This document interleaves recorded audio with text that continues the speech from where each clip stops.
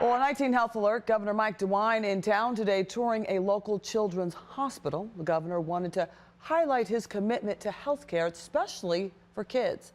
But changes to Medicaid could mean less money for some patients. Colt Molesky has the story. A trip to a local children's hospital for Governor DeWine turned into a conversation about changes coming to Medicaid and how it could impact patients like the ones staying right here. It goes back to my basic principle. We have to do everything we can to make sure every Ohioan can live up to their full potential.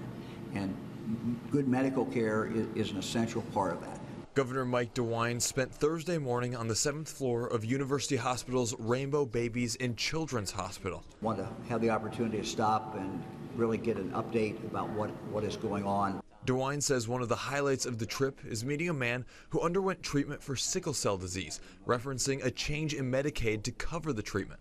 This is really where the future is. And Rainbow Babies and UH are doing a phenomenal job.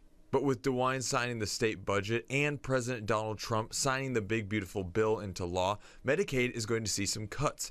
That includes $1.2 trillion over the next decade by changing who is eligible based on things like work hours, community service participation, and education enrollment. All the stories about the projections are only that at this point.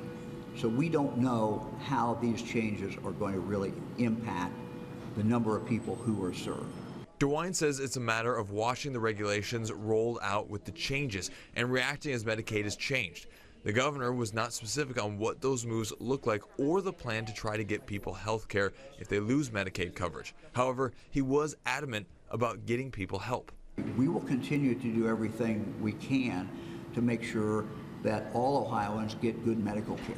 After the conversations I've had today, it sounds like the name of the game may just be to adapt to those changes in real time as they impact patients. In Cleveland, Colt Molesky, 19 News.